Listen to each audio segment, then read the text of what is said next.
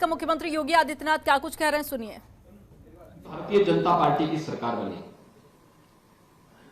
मुझे पार्टी ने प्रदेश का मुख्यमंत्री बनाया है। हमारी सरकार बनी, भारतीय जनता पार्टी की सरकार ने पहला निर्णय लिया अवैध बूचड़खानों को बंद करने का, बेटियों की सुरक्षा के लिए एंटी रोमियो स्क्वाड का गठन करने का और 86 लाख किसानों का 36,000 करोड़ रुपए के कर्ज माफी का। देखिए, एक तो गौ माता की रक्षा से जुड़ा था, एक अन्नदाता किसानों के सम्मान का था और एक अपनी बेटियों की सुरक्षा से संबंधित था। समाजवादी पार्टी को जब 2012 में सत्ता मिली तो समाजवादी पार्टी ने पहला निर्णय लिया था श्री राम जन्मभूमि पर आतंकी हमला करने वाले आतंकवादियों के मुकदमों को वापस लेने का। फर्क साफ है,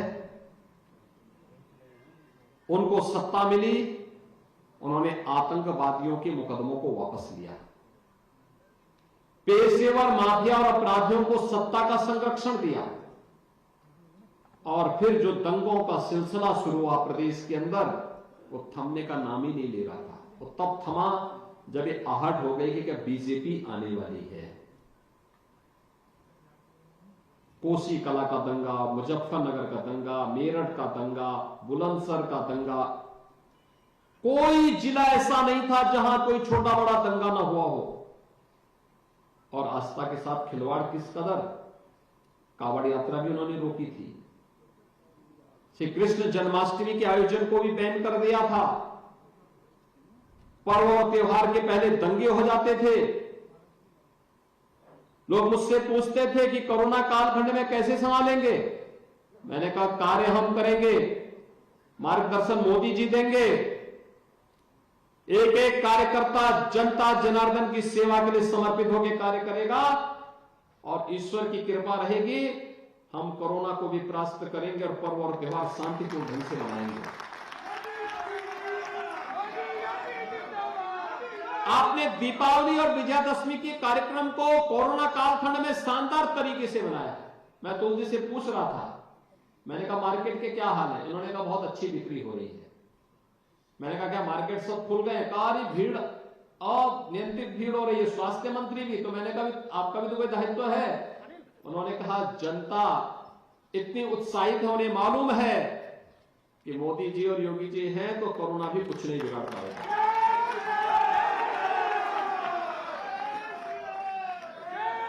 भाइयों बहनों, उनके समय में, समाजवादी पार्टी की सरकार के समय में, बहुजन समाजवादी पार्टी की समय में कोरोना नहीं था, लेकिन कर्फ्यू जरूर लग जाता था।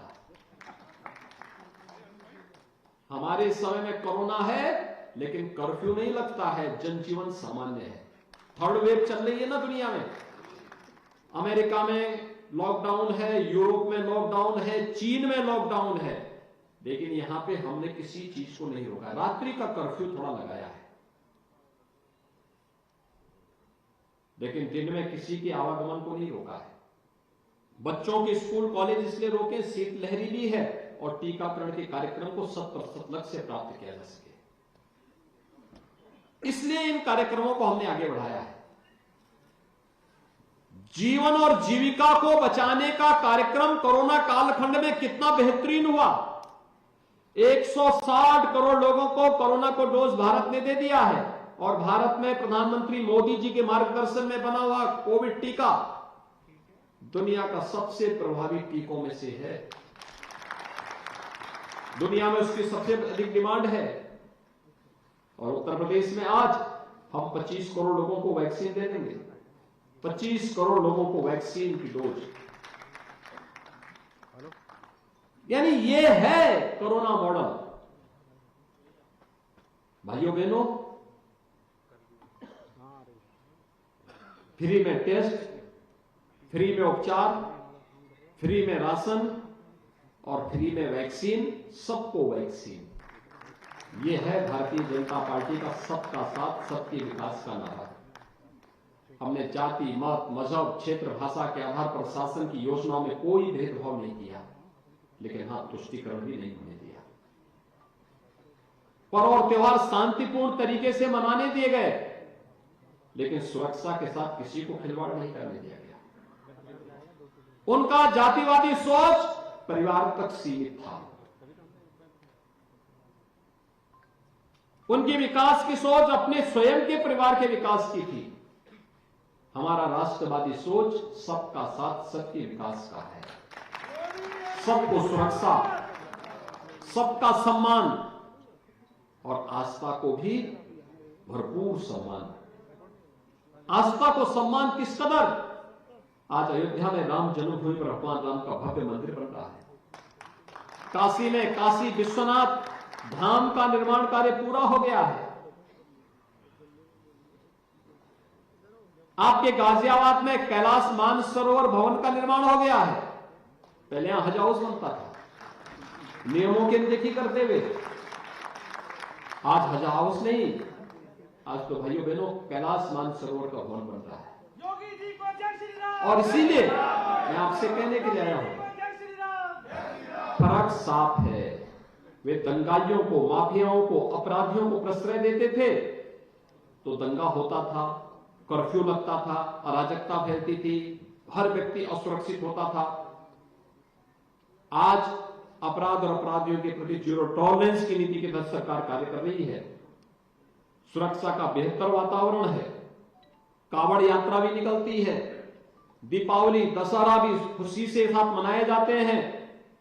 और साथ ही साथ भाइयों बहनों, पूरे प्रदेश के अंदर विकास के कार्यों ने एक गति भी पकड़नी प्रारंभ की। आज गाजियाबाद को दिल्ली से जोड़ने के लिए मेट्रो की सेवा, दिल्ली को गाजियाबाद मेरठ के बीच में रैपिड रेल और 12 लेन एक्सप्रेसवे के साथ जोड़ने की कार्रवाई, मेरठ को प्रयागराज से जोड़ने के लिए गंगा एक्सप्रेसवे, जेवर में एशिया का सबसे बड़ा एयरपोर्ट, और अब तो हम लोगों ने, अतुल जी एक बार कह रहे थे कि मुझे मुंबई जाना है। मैंने कहा क्या काम है? तो उन्होंने कहा नहीं, मुझे एक कार है। मैंने कहा देखो, अब मुंबई में एक बात के लोग मानते थे फिल्म सिटी को, फिल्म सिटी हम गाजियाबाद के बगल में ही ला रहे हैं। फिल्म सिटी भी आपके गाजियाबाद के बगल में आ रही है। मेडिकल डिवाइस पार्क भी यहीं पे बनने जा रहा है। डिफेंस कॉरिडोर का निर्माण कार्य भी युद्ध स्तर पर चल रहा है। स्पोर्ट्स यूनिवर्सिटी मेरठ में बन रही है। हिंडन का एयरपोर्ट चालू हो चुका है। राजा महेंद्र प्रताप सिंह जी ने 1915 में, जब ये देश गुलाम था, उस दौरान गुलामी के कालखंड में अफगानिस्तान में जाकर के अंतरिम सरकार का गठन किया था। अलीगढ़ मुस्लिम विश्वविद्यालय के लिए प्रॉपर्टी कहते उन्होंने दी, लेकिन उनके नाम का एक भी शिलापट वहां नहीं। हमने उन्हीं के नाम पर अलीगढ़ में एक नया विश्वविद्यालय के निर्माण की कार्रवाई की। मां शाकंभरी के नाम पर सहारनपुर में विश्वविद्यालय के निर्माण की कार्रवाई युद्ध स्तर पर चल रही है। भाइयों बहनों, आज विकास की एक नई आभा के साथ उत्तर प्रदेश देश की नंबर 2 की अर्थव्यवस्था बनकर खड़ी हो गई है। पहले सरकार का विकास का विजन नहीं था, उनका अपना परिवार विकास करे, यह उनके लिए महत्वपूर्ण था। युवाओं के लिए नौकरी निकलती है, चाचा भतीजा वसूली पे निकल पड़ते थे। हमने 5 लाख नौजवानों को सरकारी नौकरी दी, और भाइयों बहनों 5 लाख नौजवानों को सरकारी नौकरी में कहीं कोई शिकायत नहीं। सुरक्षा का बेहतर वातावरण दिया। 1 करोड़ 61 लाख नौजवानों को नौकरी और रोजगार मिला। वन डिस्ट्रिक्ट वन प्रोडक्ट के माध्यम से एमएसएमई उद्योग को इतना हमने प्रमोट किया, 60 लाख लोगों को स्वतः रोजगार के साथ जोड़ने में मदद मिल गई।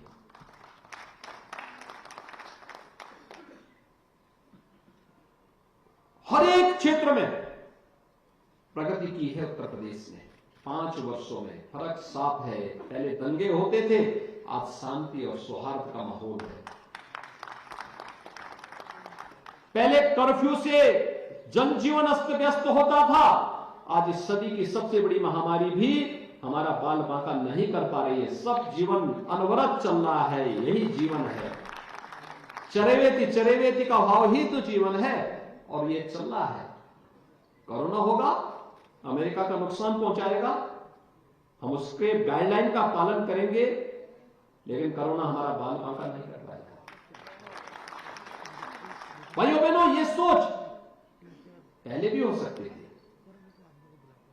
उनकी सोच विघटनवादी थी, उनकी सोच तोड़ने वाली थी, उनकी सोच विनाश करने वाली थी।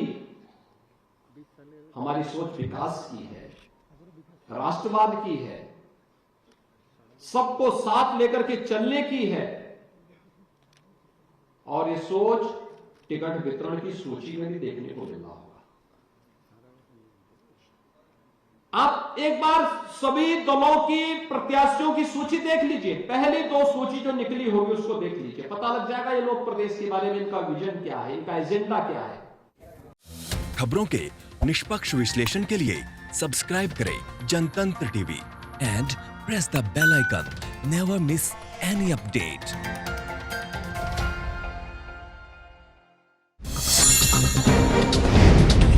डाउनलोड कीजिए जनतंत्र टीवी ऐप को, जो कि अवेलेबल है गूगल प्ले और ऐप स्टोर पर।